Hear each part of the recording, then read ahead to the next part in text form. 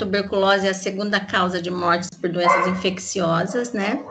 E é responsável por 8,6 milhões de casos associados à doença no mundo, com 1,3 milhões, né, de mortes. O Brasil está entre os 22 países com maior concentração da doença e que responde por 80% do total de casos de tuberculose mundialmente. Então, deveria já estar, né, erradicado, mas não está. Por conta da resistência ao tratamento, como se diz, as estratégias de busca ativa que tem que ser contínuas, enfim.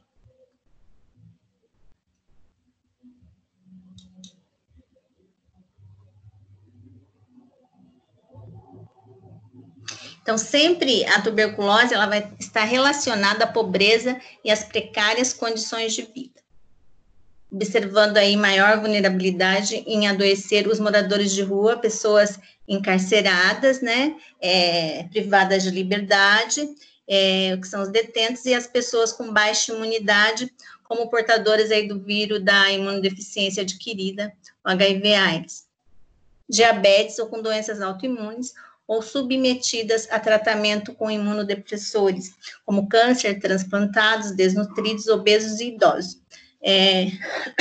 No trabalho de vocês, vocês tiveram contato? A Érica da Saúde, Érica?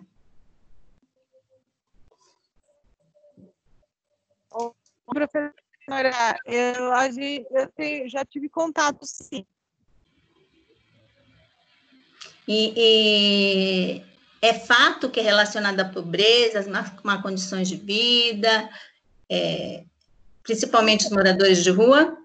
Então, eu acho que a incidência de tuberculose e desse tipo de doença acontece muito mais em lugares aglomerados, né, em presídios, é um perfil que adquire mais a doença, mas isso não quer dizer que dentro de quem tem dinheiro ou não é inerente à questão social ou econômica, mas em relação ao perfil de contaminação, o pessoal que vive em presídios, em aglomerados, tudo junto, a doença ela é mais acompanhada dessa forma, né? Isso. Então, e também a resistência ao tratamento, se não atinge a cura, tem recidiva, ela volta um super bacilo e é mais difícil de tratar. Porque 6 meses de tratamento, né? É bem longo. Isso, e a busca ativa tem que ser contínua. Sim.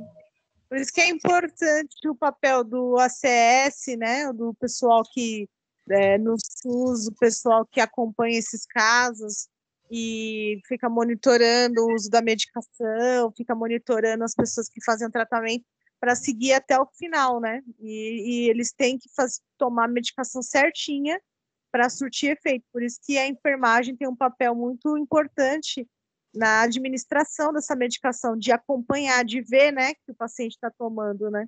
Isso, que é a medicação observada, né, vigiada. Boa noite, Andréia. Elandes. Boa noite.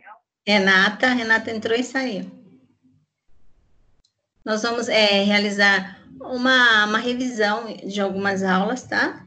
Hoje o nosso público está diminuído, creio que seja por conta, né, do feriado que aconteceu ontem e o Dia dos Namorados.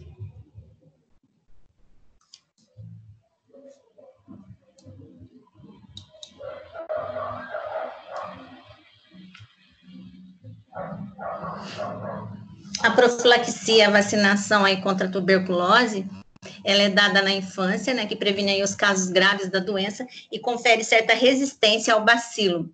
Porém, quando há comprometimento no sistema imunológico, os indivíduos tornam-se vulneráveis a desenvolver a tuberculose.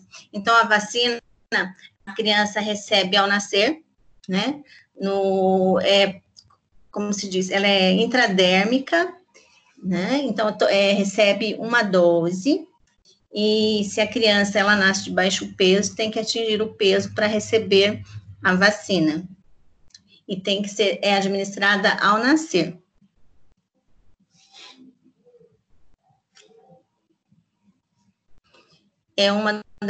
São 2 vacinas que a criança recebe ao nascer. A vacina da tuberculose e a primeira dose da hepatite B. Vocês já viram vacina, né, em saúde da criança, não é isso, do adolescente? Sim, Não é, André? Estudou todas, né? estamos estudando. Tá bom. Então, a doença aí acomete principalmente os pulmões, mas ela pode acontecer em outros locais, outros órgãos, você sabe, né? Pode ter tuberculose renal, tuberculose óssea, mas a mais grave, né? Todas são graves, mas a mais grave é a tuberculose, a pulmonar. Por quê? Né? Via respiratória. E também transmite, porque são partículas 5 micras, são bacilos. Por isso que o paciente, quando é detectado, o paciente e o profissional tem que usar a proteção, que é a N95, que ela não deixa passar as partículas 5 micras. E luvas, né? Então, são as precauções padrões, certo? Ela é curável, como nós estávamos falando no início da aula, André, ela é curável, porém, tem paciente que ainda é resistente ao tratamento, ele desiste. Se ele desiste, vai ficar resistente, vai ter repetição recidiva, e ele tem que recomeçar todo o tratamento, e por vezes tem que inserir mais medicamento na terapia. Posso fazer uma pergunta? Pode. O que a gente toma na questão da tuberculose é a BCG, né? Quando a gente nasce, não é isso? Que é a intradérmica BCG? Isso. Então, vamos supor, eu adquiri a imunidade, certo? Eu tomei a vacina quando eu nasci. Aí o contato que eu tiver com o bacilo é um contato. Eu posso adquirir, eu posso desenvolver a doença, mesmo a minha imunidade é para a vida toda? Então, ela fica, como se diz, ela é uma dose que vai, né, como se diz, você já vai ter a defesa contra o antígeno, né, contra, né, o agente.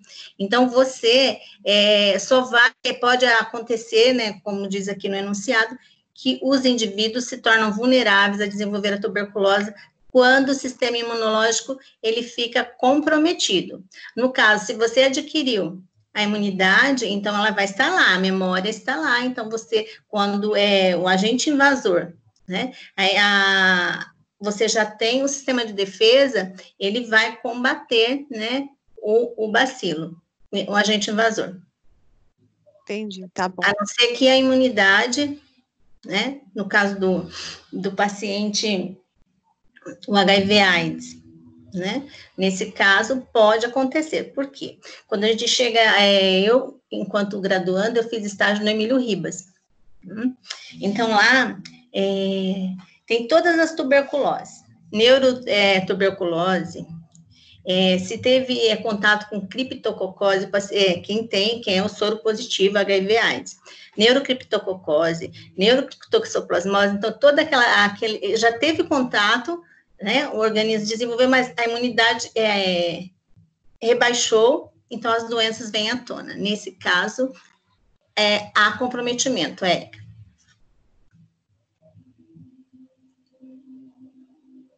Entendi, tá bom, obrigada.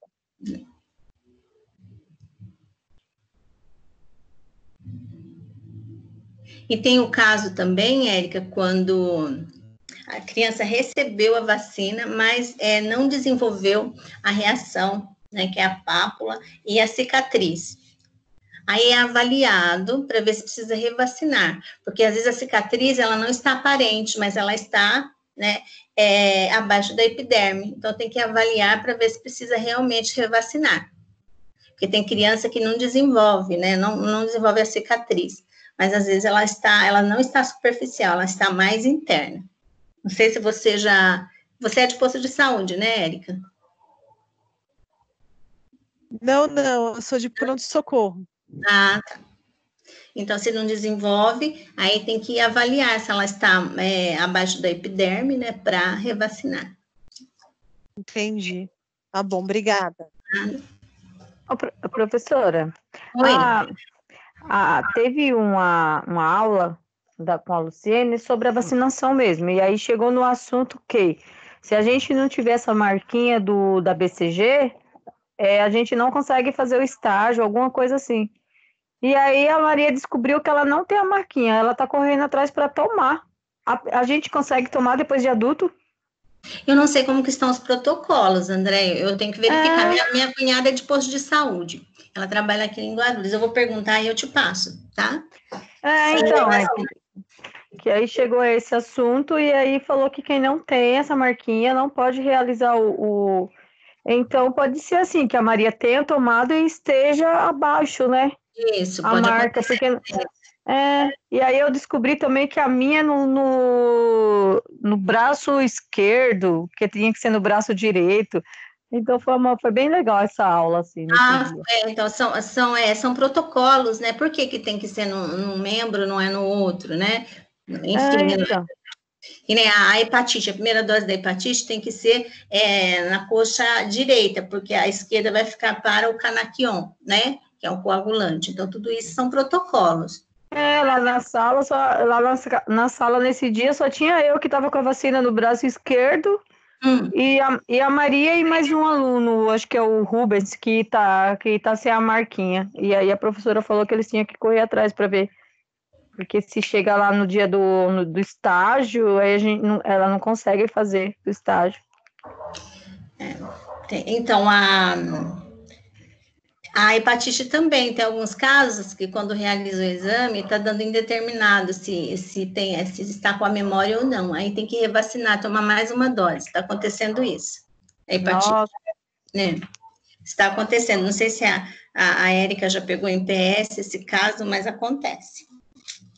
Né? Quando vai fazer exame para a admissional, né? Aí acontece de ter que realizar o exame e aparece, né? E tem que tomar mais uma dose. Está acontecendo. Aí a gente até questiona, né? O médico fala assim, que a vacina não é. Eu falei, como assim a vacina não é eficiente? Lá é. Eu não sei o que está acontecendo. Então. Então, mas eu vou perguntar, eu te passo, viu, André, sobre o adulto. Tá, é a Maria Silvia que tá correndo atrás. Até ontem ela tinha comentado isso comigo, ontem ou foi antes de ontem, por isso que eu lembrei agora. Isso.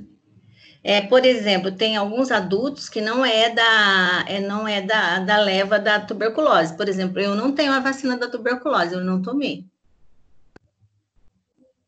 Conforme a idade, o indivíduo não tomou, entendeu? Essa eu também não lembro, não, que eu tenho. Porque quando eu tomei a da varíola, mas a da tuberculose, não. Professora, e a tuberculose, o que é pleura? Eu não consigo falar a palavra certa. É tuberculose pleura? A menina falou isso para mim. Pleural, isso. São o pulmão, né? Como se diz? O pulmão é uma víscera, né? Então, ele tem as camadas, né? Derrame pleural dentro das pleuras, né? Como se diz?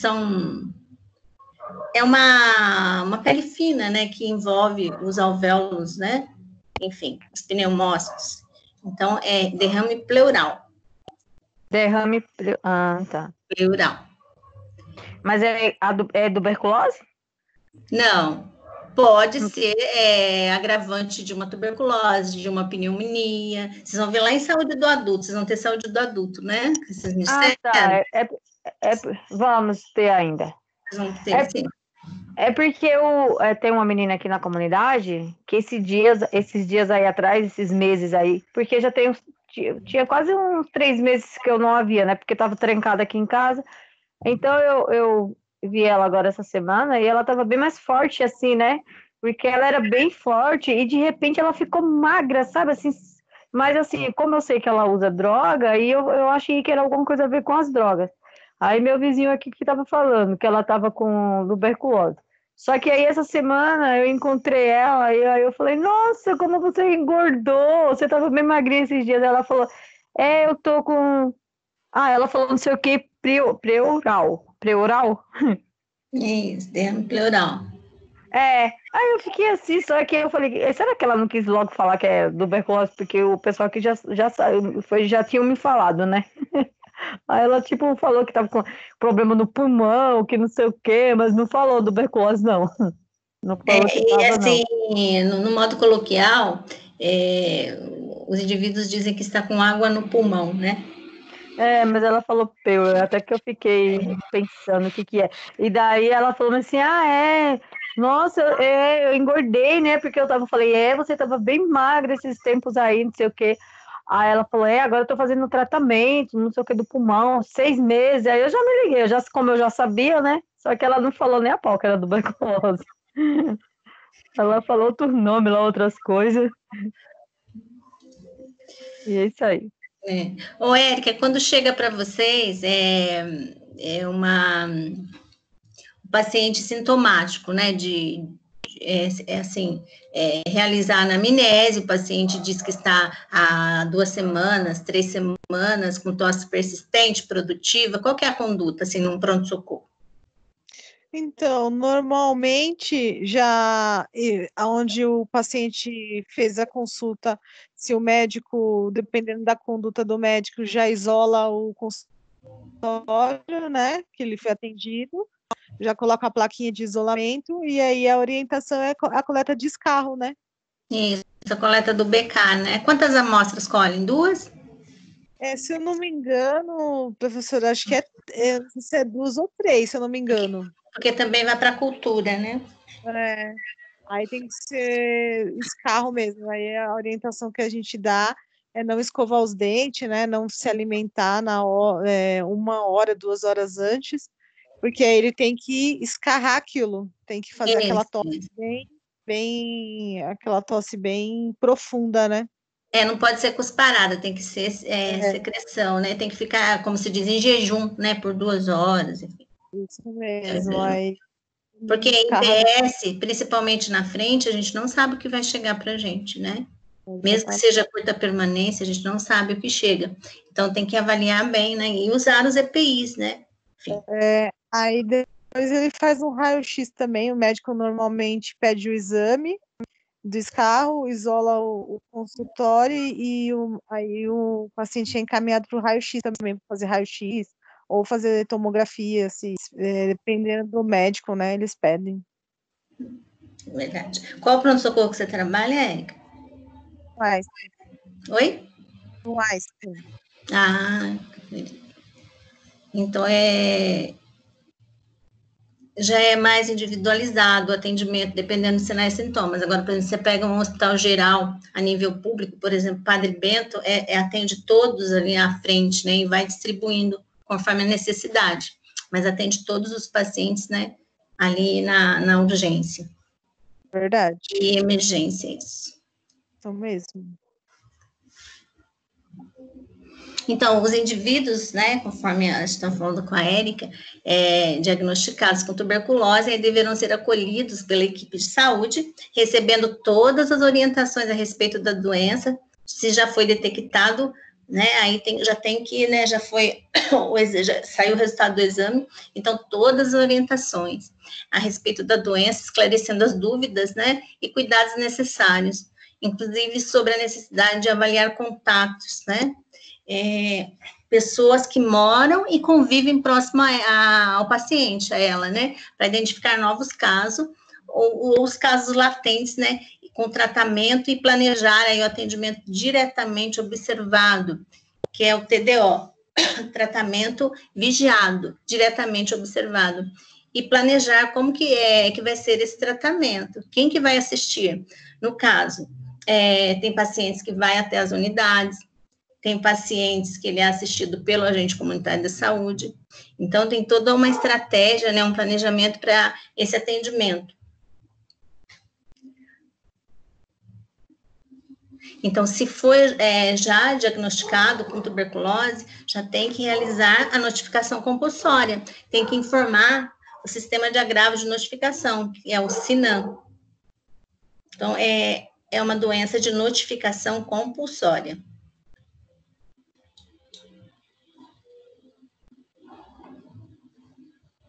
Então, esse tratamento diretamente observado, ele é conhecido também como DOTS, né, que é uma abreviatura em inglês, mas a nossa é TDO, ou medicação vigiada, né, diretamente observada. Foi implantado, né, esse sistema de TDO justamente para reduzir aí o abandono no tratamento, pois ele é um tratamento longo, dura no mínimo 6 meses, que foi, né, que a gente estava comentando, e como nas 2 primeiras semanas de tratamento desaparecem os sintomas, então o doente acha que ele pode deixar de tomar o medicamento regularmente, ele tem que continuar, senão não vai atingir a cura. E nesses casos eles abandonam, os sintomas desapareceram, eles abandonam o tratamento. O que além, né, de não curar, como já falamos, muitas vezes torna aí o bacilo resistente às medicações, o que propicia o contágio. Então, além dele não se curar, o bacilo vai ficar mais resistente, dizem que são a supertuberculose, e ele vai continuar transmitindo. Ele acha que o problema dele já foi sanado, e não foi sanado.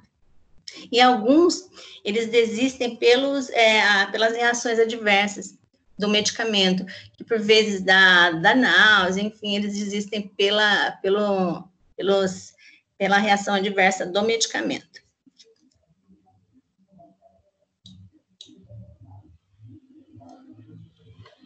Então, como eu disse para vocês, o tratamento ele pode ser realizado pela equipe de enfermagem, ele pode ser realizado pelo agente comunitário.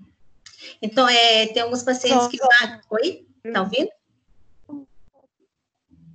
Pode falar. Então, tem alguns pacientes que eles vão até a unidade tomar o medicamento. Tem algumas unidades que promovem para eles o café, quando eles vão até, porque tem que tomar em jejum, depois o café, o lanche, né? E algumas unidades também promovem algumas gentilezas de uma mini cesta básica, eles vão até a unidade e recebem essa mini cesta básica. Vocês já tiveram essa experiência?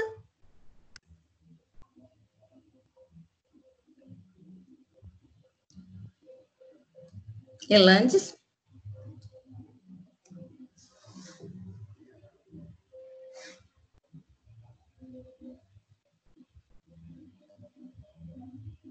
Não. Então, a equipe de saúde aí da família, ela deve avaliar as condições alimentares do paciente, se esse tem condições físicas e financeiras para se dirigir à unidade, para realizar aí o tratamento supervisionado aí diretamente. Ou que necessita de supervisão domiciliar. De repente, essa pessoa, esse indivíduo, ele não tem condição de ir até a unidade, às vezes é um pouco longe. Então, aí, a estratégia é ir em domicílio. E se tem estratégia de saúde da família, o agente vai em domicílio. Mas, de repente, se esse indivíduo, esse paciente, ele trabalha no período da manhã, e ele só sai do trabalho, o período de trabalho dele até as 14 horas, ele pode sair do trabalho e ir até a unidade receber o medicamento vigiado. Pacientes resistentes com tratamento e com agravamento de condições clínicas poderão necessitar, né, e devem ser encaminhados para serviço ambulatorial especializado. Então, se ele é resistente, vai precisar de tratamento especializado. Principalmente os pacientes portadores aí do vírus da imunodeficiência adquirida, que é o HIV-TB, ou ainda para serviços hospitalares da rede de atenção da saúde. Por exemplo, o Emílio Ribas, ele atende esse público-alvo. E os pacientes são muito bem tratados. Os pacientes têm todo o tratamento ambulatorial. Os medicamentos são liberados. E eles têm até academia para eles se exercitar.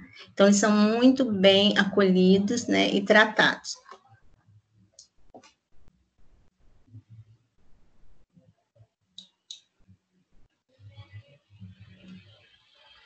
Então, o controle da tuberculose ele é de extrema importância e envolve ações e medidas no acompanhamento dos doentes em tratamento diretamente observado. A identificação de casos entre os contatos, uma vez identificados, passarão por tratamento quimioprofilático, né, são medicamentos profiláticos, casos assintomáticos, ou tratamento para cura e acompanhamento.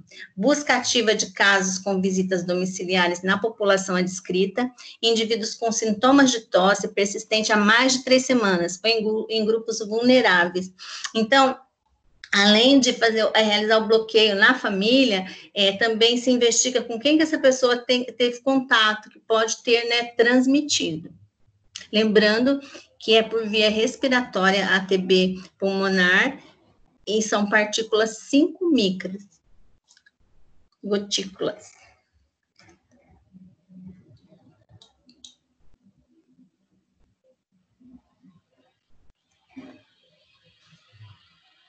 Aí, novamente, repetindo, educação em saúde ao paciente e familiares, a importância da regularidade aí no uso da medicação, os cuidados ambientais preventivos, manter ambientes ventilados e arejados, em vez de varrer, usar pano úmido, porque se você varre, como se diz, o bacilo vai se movimentar, não é isso?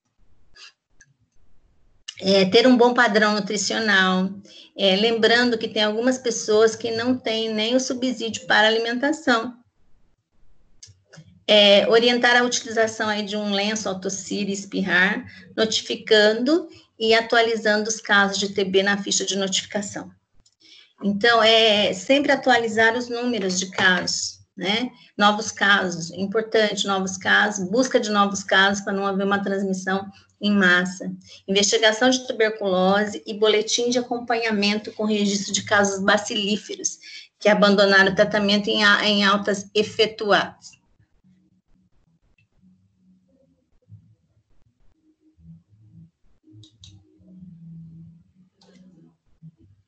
Sobre a tuberculose, pessoal, tem alguma dúvida? Forma de tratamento, forma de transmissão. Sobre a importância da busca ativa de novos casos. Andréia, Elandes, Vitória. Não, professora, sobre a tuberculose está tranquilo. A Érica saiu. Ah, deve ter caído, então.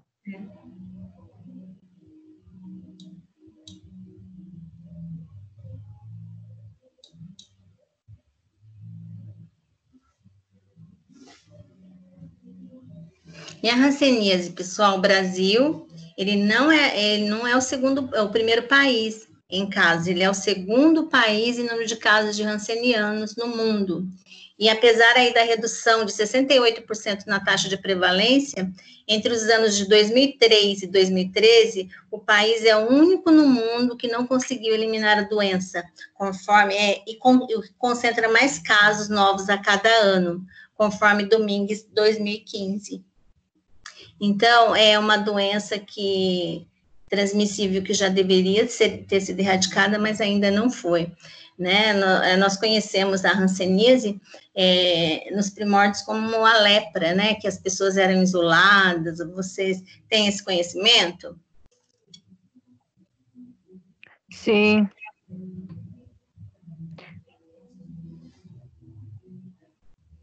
As pessoas eram isoladas, né? Elas ficavam, assim, isoladas da sociedade, enfim.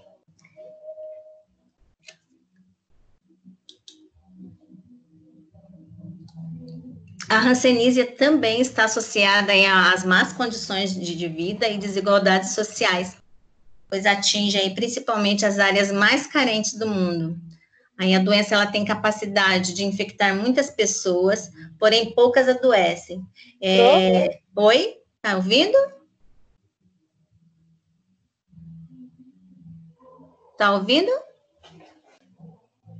Alguém está tentando entrar, né? Não, entrar não, tem... Quem tá falando?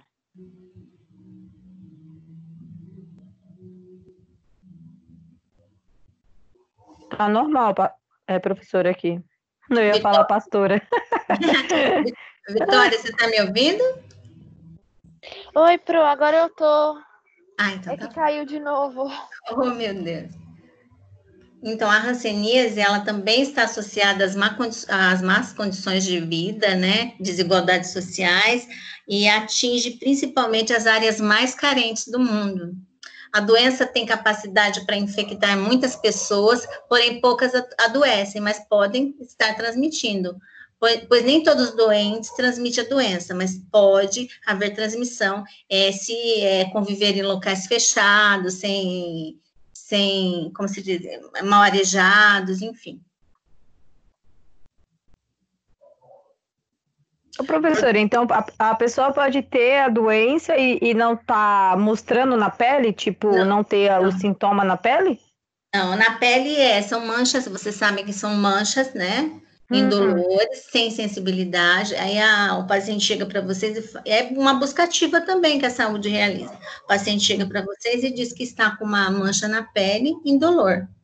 Aí você pode até fazer o teste da sensibilidade, que ele não vai sentir dor. Aí já tem que encaminhar para uma referência em dermato. Aqui em Guarulhos, a referência em dermato é o Padre Bento, o Hospital Padre Bento, do estado.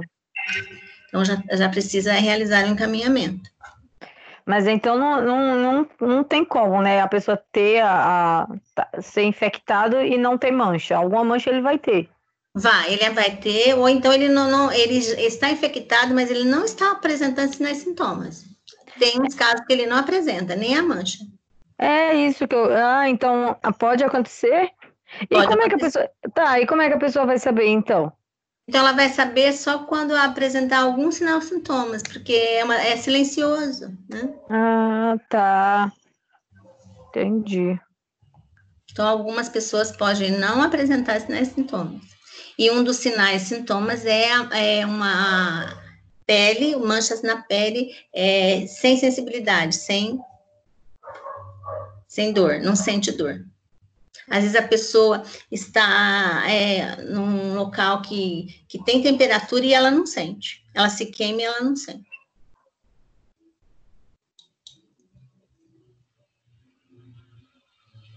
Aqui, como já é repetido, né, que já estava no slide anterior, a tuberculose e a hanseníase também está relacionada aí às precárias condições sociais e é transmitida por bacilo pelas vias aéreas através de gotículas da fala, tosse e espirro, eliminadas por indivíduos que já estejam com o bacilo e sem tratamento.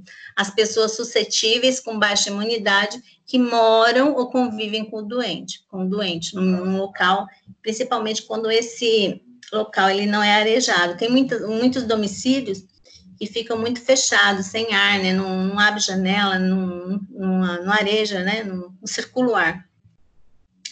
Aí, falando das complicações, ela atinge, né, a hanseníase, principalmente os nervos superficiais da pele e troncos e nervos periféricos. Oi. Professora, principalmente nessas moradias, tipo comunidade, essas coisas, porque normalmente o pessoal é um pedacinho de terreno de nada, então todo mundo aproveita de todos os lados, as pessoas às vezes só tem a porta de entrada, só uma porta que entra, às vezes nem consegue ter janela, porque o outro lado já é do outro vizinho já constrói a parede, entendeu? Tem muito. Tem alguns domicílios que já adentrava, né, as comunidades, os domicílios. Nós não conseguimos nem entrar de frente, você tem que andar de lado, porque não tem espaço para você ir de frente. É só um corredor. Isso mesmo. E aí a maioria só tem uma porta, que é a porta de entrada, porque dos lados todo mundo constrói, não tem aquela coisa de ter um terreno, você tem uma janela para abrir. Isso, não areja. Tem muitas casas, assim, muitas, mais do que a gente imagina. Então, essa doença, a hanseníase, ela não tem muitos casos de letalidade, de morte, mas ela é uma doença incapacitante, por quê? Ela atinge os nervos periféricos, tem uma deformação. Então, ela incapacita, né? Ela deixa o indivíduo incapacitado. Então, a melhor estratégia é o diagnóstico precoce e tratado adequadamente.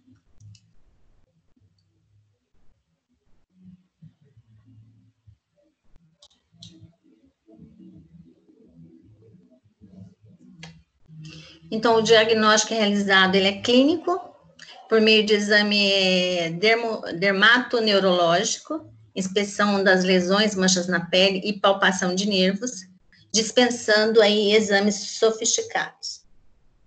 Os indivíduos apresentam manchas esbranquiçadas ou avermelhadas ou acastanhadas, com alterações de sensibilidade, que foi o caso que eu já disse para vocês, ao calor, à dor, ao tato, e devem procurar serviços de saúde de referência. A primeira porta vai ser a unidade básica, a estratégia, e depois desse primeiro atendimento, ele já é encaminhado para uma referência em dermato, conforme a região. Lembrando que tudo que é detectado no começo, de imediato, né, o tratamento é mais eficiente. Falando de diagnóstico, é de extrema importância avaliar a presença e o grau de incapacidades na face, olhos, mãos e pés. Então, é muito importante aí avaliar as incapacidades.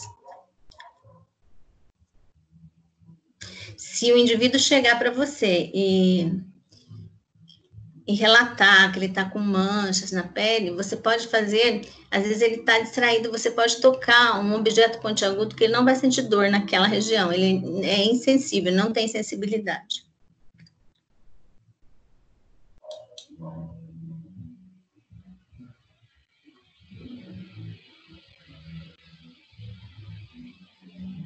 Aqui frequentemente as lesões da hanseníase se iniciam com sensação de queimação, formigamento ou coceira local, que evolui para ausência de sensibilidade. Então, tem uma reação de formigamento, queimação e coceira no local. Depois evolui aí para perda de sensibilidade, em qualquer parte do corpo. Dentre os sintomas, além das manchas na pele, com alterações aí de sensibilidade, podem apresentar os formigamentos, choques, né, que quando toca, parece que tem a sensação que levou um choque, e câimbras, né, que evolui aí para a dormência, o que pode causar queimadura ou lesões sem que a pessoa perceba, o que foi que eu disse para vocês, mas ela está encostando num fogo quente, assim, numa panela quente, ela não sente, ela se queima e não sente, tá? Tem umas outras manifestações também, que são pápulas, né, lesões de pele avermelhada e elevada, com infiltrações, tubérculos e nódulos, normalmente, sem sintomas. Diminuição ou queda de pelos, localizado difusa, especialmente. Então, tem todos esses sinais que a pessoa tem que observar. E o medicamento que é liberado para o paciente tomar, ele não pode ficar ao alcance de mulheres grávidas, nem crianças, né, tem que ser bem, como se diz, guardado, né, para não acontecer acidentes.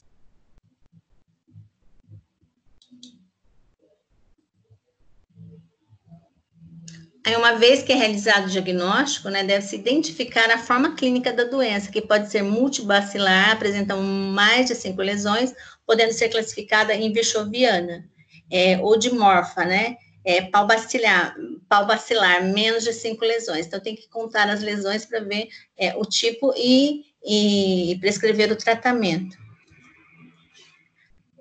A classificação da doença é extremamente importante para determinar o tratamento, foi o que repetimos agora, e o acompanhamento. Pois, segundo a forma clínica, o paciente apresentará diferentes comprometimentos.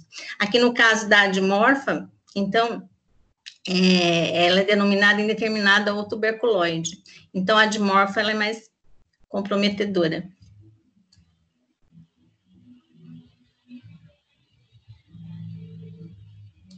Então, dependendo da manifestação clínica, é estabelecido a forma de tratamento.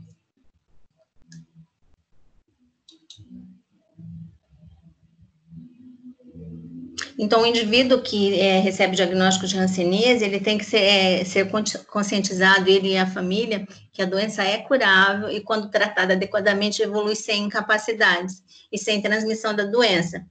Deve ser esclarecidas dúvidas para combater estigmas, né? Fornecer orientações sobre a doença, os sinais e sintomas. E a gratuidade no tratamento pode como inspecionar mãos, pés e faces, e o autocuidado necessário para identificar os surgimentos de incapacidades. Então, o tratamento é gratuito, tudo que por isso a importância da busca ativa, E tudo que é detectado no começo tem mais facilidade para a cura. Os serviços de saúde, de atenção primária, estão, como se diz, promovendo, né, o atendimento, a educação e o atendimento, e a pessoa, qualquer alteração, ela deve procurar o serviço de saúde. Tem algumas pessoas, alguns indivíduos que não procuram, espera agravar os sinais e sintomas para depois procurar o atendimento à saúde.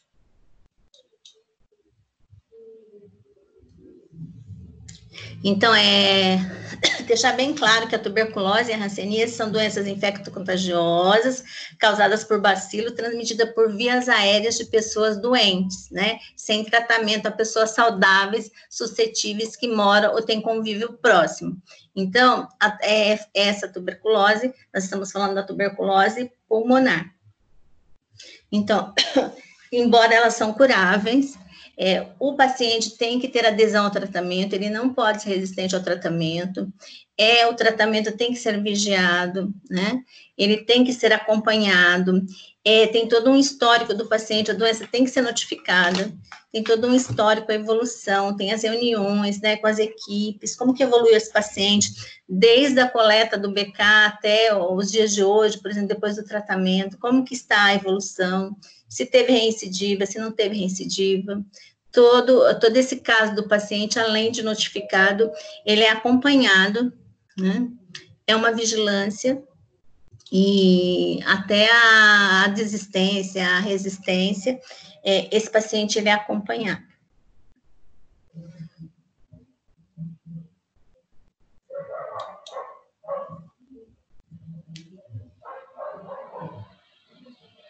Aí, continuando aqui com a hanseníase, a orientação ao autocuidado. Então, esse paciente deve ressaltar a importância da inspeção diária, ou autoavaliação da face, dos olhos, das mãos, dos pés, utilizando um espelho, né, para auxiliar aí na visualização. Se apresentar calosidades, ressecamentos, fissuras, ferimento nas mãos e pés, tem que ser avaliado dia a dia também a evolução da doença, ou para cura ou para piora. Então, é importante estar atento à higiene, à higienização, à hidratação, lubrificação da pele, né, dos olhos, uso de colírio aí prescrito, tem todo um cuidado pelo oftalmo, né, pelo médico.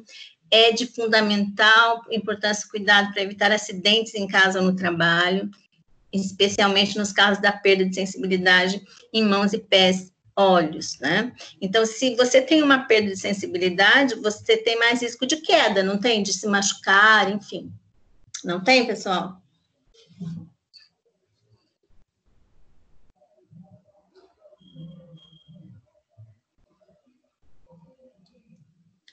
Andréia?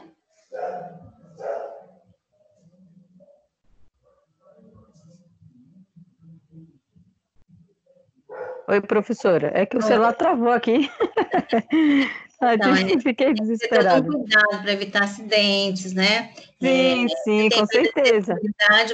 Vai ser mais fácil, né? Vai ser mais risco, né? O risco é maior aí de queda, de se machucar.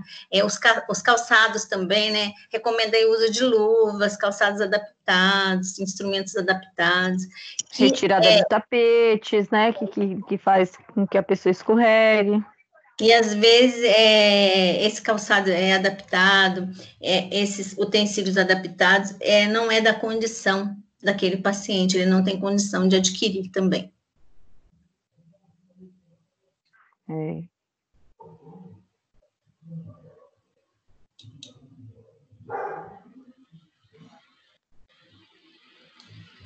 Então, o paciente, ele deve ser, que teve o diagnóstico, ele deve ser orientado que seus contatos, pessoas do seu convívio mais próximo, deverão ser avaliados também, tem que fazer como se diz, um bloqueio, né, avaliar os comunicantes, e deverão comparecer à unidade para avaliação dermoneurológica, né, para ver como que está, né, essa parte de sensibilidade, e instituir aí a quimioprofilaxia, que no caso eles utilizam a vacina BCG, ou em caso de diagnóstico confirmado, o tratamento imediato já com os medicamentos.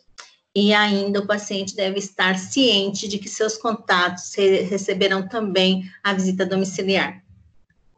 Porque tem que fazer um acompanhamento. Como que está evoluindo os contatos? Como você disse, foi transmitido, não foi transmitido? Então, todo esse cuidado, essa vigilância vai acontecer.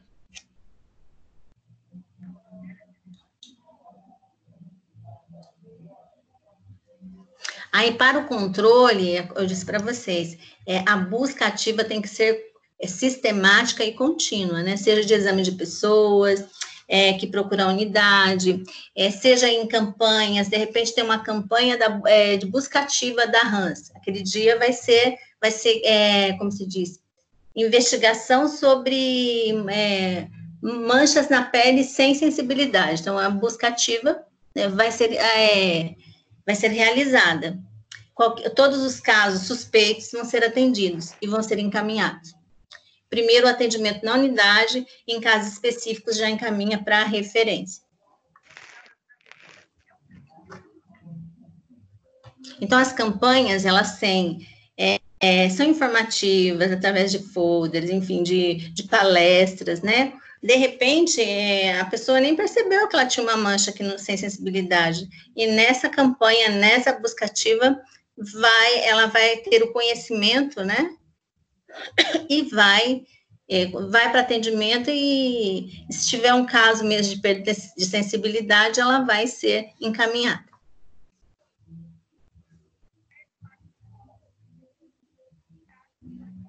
E também é uma doença de notificação compulsória, tá? Tem que ir para o SINAM.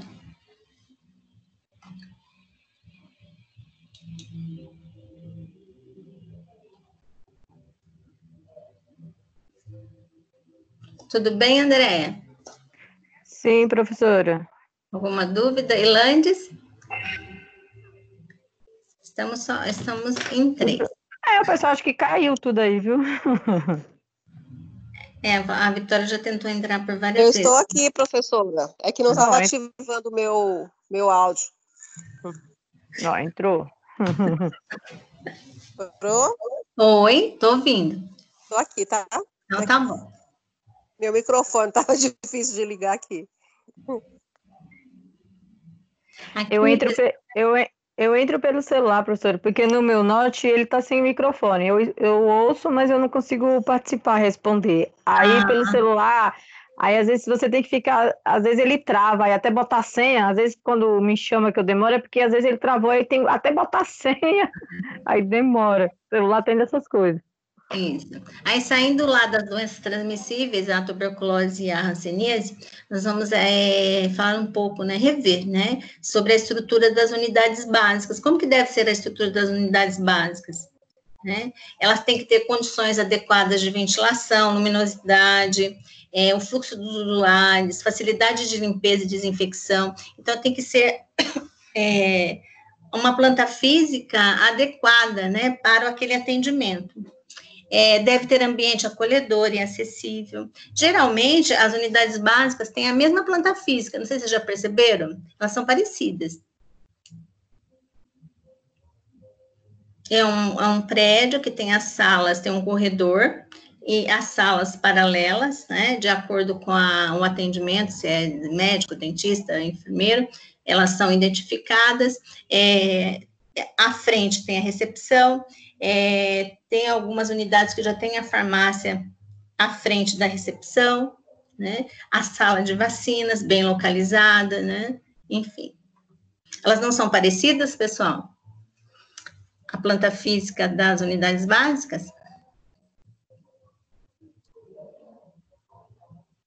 Ela deve ter um ambiente acessível, eu disse para vocês, salas para consultas, procedimentos, enfim, a coleta de exames, vacinação, nebulização, os curativos, área para administração de atividades em grupos, a armazenagem de medicamentos, materiais, lixo diferenciado, comum e hospitalar, e banheiros.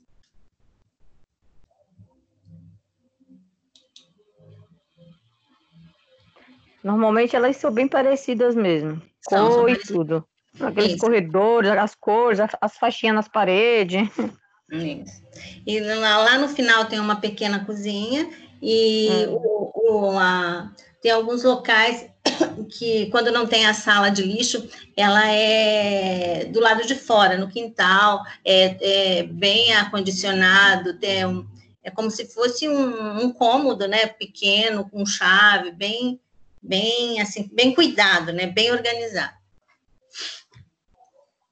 Aí, falando de acolhimento e classificação de risco, então, o acolhimento, ele é muito importante, porque ele tem que ter uma escuta qualificada, tem que avaliar quem é a prioridade, mesmo a agenda estando cheia, né, ela está saturada. Se acontece alguns casos de agudização de doenças crônicas, o paciente é atendido através de escuta qualificada, é encaminhado e ele é atendido. Então, a classificação de risco, ela é seguida de um protocolo e que são avaliadas, né, as condições clínicas e vulnerabilidades aí do risco e agravo, né? E essa avaliação permite o atendimento mais rápido do usuário, do grau de risco elevado, e aumenta a satisfação do usuário, que também ele vai pactuar, ele vai estabelecer vínculo, vai haver confiança entre os serviços na rede de atenção básica. Então, o acolhimento, a escuta qualificada é necessária, tem que avaliar caso a caso, os casos agudizados, mesmo com a agenda saturada, eles vão ser atendidos.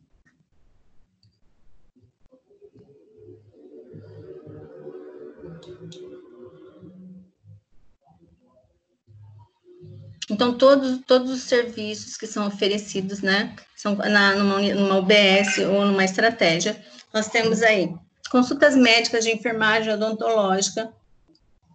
Então, tem a promoção, tem a educação. Então, os serviços que são promovidos, as consultas médicas de enfermagem odontológica, os curativos, nebulização, vacinação e distribuição de medicamentos, as atividades, né, de promoção de saúde, prevenção de incapacidades em ações individuais e coletivas, e as visitas domiciliares aí à população adscrita nos territórios. Então, tem todo o serviço de promoção, educação, prevenção, e que deveria ser aproveitado, porque é muito mais fácil aí prevenir do que remediar. E as pessoas entendem, pessoal, essa mudança de cultura? Que precisa prevenir antes de remediar? Não, principalmente o brasileiro, né? Só põe o cadeado depois que é roubado, não tem aquela história? É mais ou menos isso. Então, como eu disse para vocês, para atender a essa necessidade de saúde dos usuários, mesmo aí as atividades e a agenda dos profissionais ela tem que conciliar, né, além das agendas, a demanda espontânea. Mesmo sabendo que aquela unidade vai necessitar de tantas consultas mês, então, mesmo sabendo da necessidade do seu público, pode acontecer alguns atendimentos extras, né, que eles precisam atender, e através aí de avaliação, escuta qualificada e a classificação de risco. Então, não adianta prever que a equipe só vai atender tantos pacientes. Pode acontecer algumas situações agudizadas que vão necessitar de tratamento, de atendimento.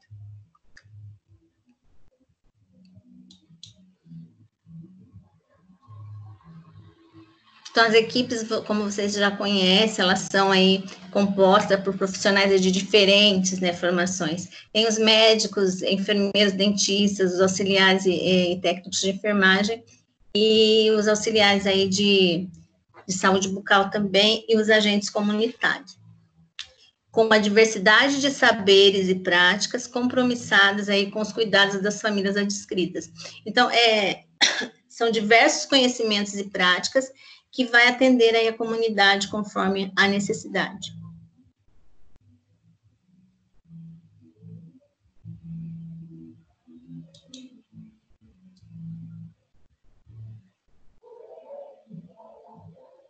Vocês lembram do objetivo do NASF? Núcleo de Apoio à Saúde da Família, qual que é o objetivo do NASF?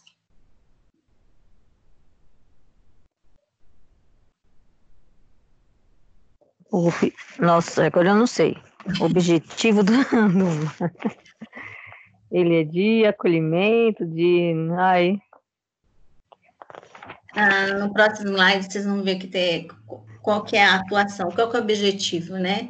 Ele vai agregar, ele vai atendimento, ele trabalha em conjunto, ele trabalha em equipe com a estratégia, vocês lembram? Esqueceram?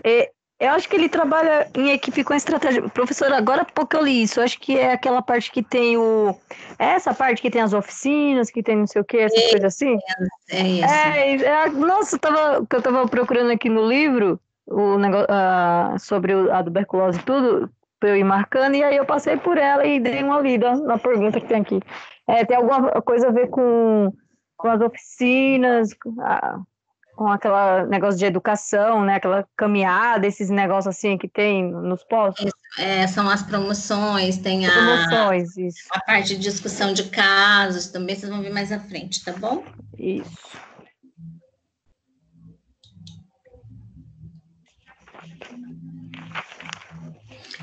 Então, a atuação aqui do Núcleo de Apoio à Estratégia de Saúde da Família, o NASF. O NASF, ele apoia as estratégias, ele favorece a integralidade, ampliando a oferta e o acesso à capacidade de cuidados de cada profissional.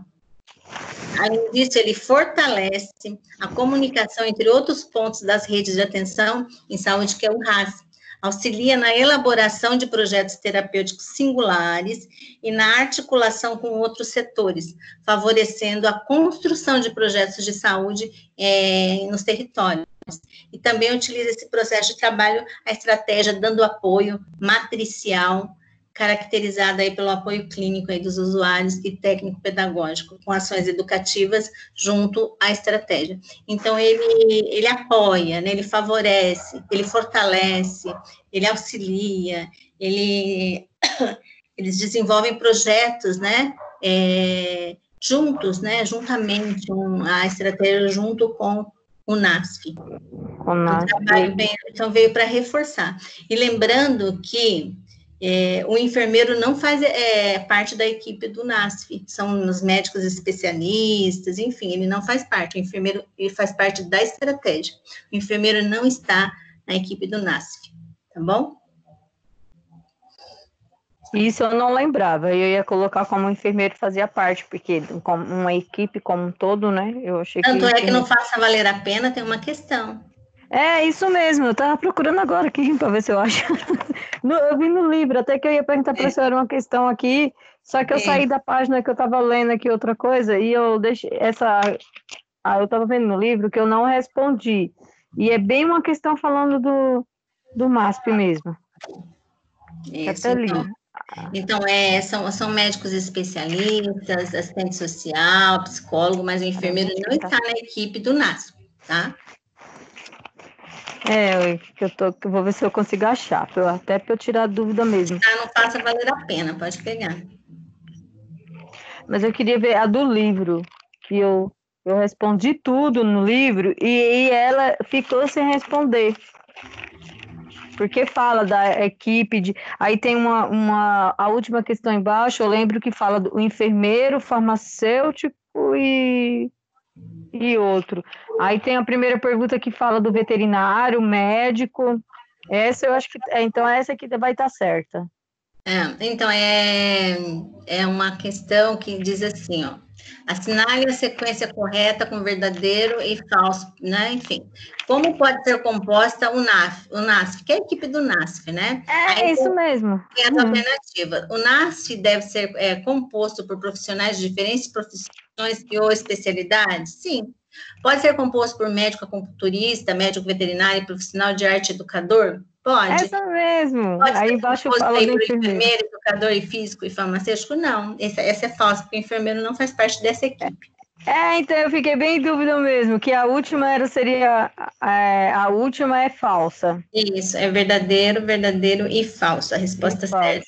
Isso mesmo. Então já está respondida, viu? Só falta eu achar ela.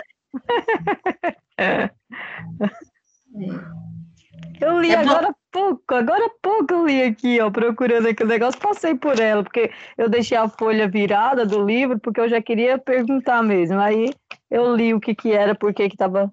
E tem bem essa questão mesmo. Isso. Então já está respondido. É bom rever. Aham, sim, sempre. Então, revisando, o NASF ele deve organizar o seu trabalho usando o apoio matricial, a partir das necessidades de saúde trazida pela estratégia, né, realizando reuniões conjuntas entre estratégia e NASF.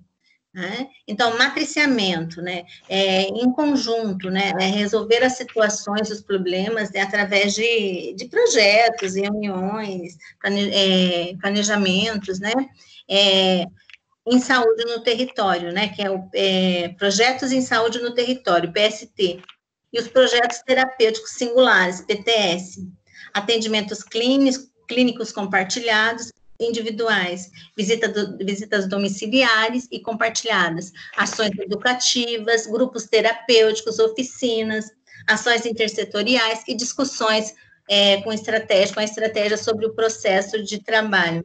Então, a demanda da estratégia, reunião do NASF e estratégia, e ações compartilhadas juntamente, né, com o NASF e estratégia, e individuais com o NASF. Então, é uma articulação mesmo de projetos, de ações para aí atingir, né, o atendimento ideal, né, para a população. Lembrando que a estratégia trabalha com território adscrito, ela trabalha com continuidade do cuidado, né? Ela não atende e ela deixa de atender, ela atende e acompanha, continuidade do cuidado. Ela faz diagnóstico de área, diagnóstico situacional. Né? Então, tem todo a estratégia é uma reorganização mesmo no atendimento, né, da atenção básica. Então, aqui, achei a folha que eu queria. Até aqui tem também uma questão falando sobre o núcleo de apoio, né? Quais as atribuições do núcleo de apoio à saúde da família? Você respondeu essa? Essa eu respondi a número 3. Deixa eu ver a 3. Cadastramento das famílias individuais residem no território? Eu vou ver se eu consigo achar aqui para você.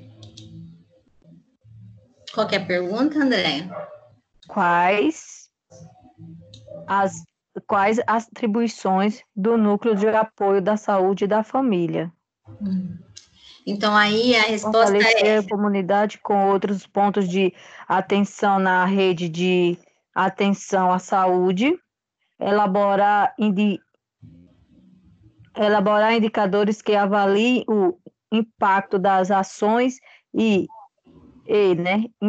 intervenções realizadas sobre a situação de saúde do território, cadastramento das famílias indivíduos residentes no território. Qual que você colocou? Eu coloquei 3. Cadastramento das famílias e indivíduos residentes no território. Presta atenção na pergunta, André. Está perguntando quais as atribuições do núcleo de apoio à família, o NASF. Então, tá. A resposta certa é a letra D. Dentre as atribuições do NASF, tem-se fortalecer a comunicação com outros pontos de atenção na rede de atenção à saúde, o RAS, e elaborar indicadores que avaliem o impacto das ações e intervenções realizadas sobre a situação de saúde no território. Essa é a resposta certa. A 1 e a 2, então? Ele não cadastra a família. Ele não cadastra? Não. Quem cadastra as famílias são a estratégia de saúde da família. Nossa. Está falando do NASF.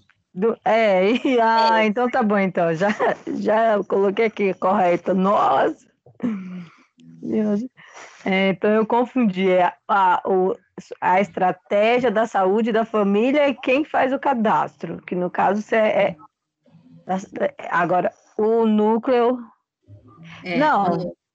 Então, a resposta certa não é a que você falou. A resposta certa é a letra D. A 1 e a 2 estão corretas. Eu tinha colocado a letra C, que seria cadastramento das famílias e indivíduos residentes no território. Lembra qual que é a função do núcleo de apoio. Vou dar uma lidinha depois. Melhor.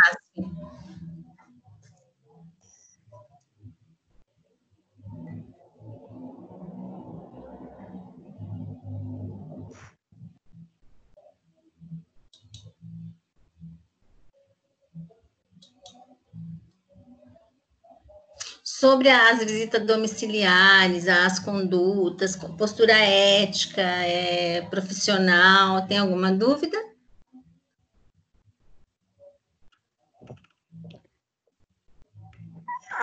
Depende, no dia da prova. Para realizar a visita, necessita de um planejamento, necessita de conhecer as famílias, né? A situação da família, quem precisa da visita domiciliar, tem que estabelecer uma estratégia da visita, tem que confirmar a visita com o familiar, agendar e confirmar, tem que estabelecer, fazer leitura do prontuário, tem que levar todos os formulários que têm que ser preenchidos, tem que estabelecer uma rota, né, de visitas, tem que estabelecer o horário da visita, quantos minutos vai permanecer naquele domicílio, porque se você realiza uma agenda de 10 visitas, tem que ter um controle do horário, não é isso? Isso. Isso tá tranquilo, professora. Tá bom. Alguma dúvida, Elaine?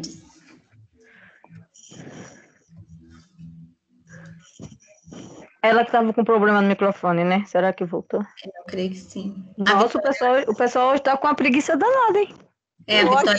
Tô aqui. Olha aí, ó. Chegou. Tô aqui, não tem dúvida, não. Não? É referente à visita domiciliar?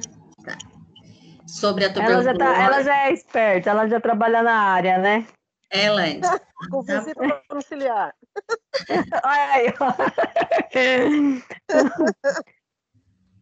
Professor, eu acho que não tem nada a ver com o feriado de ontem, que o pessoal não entrou hoje. Pode ser os casados aí que foram fazer um jantar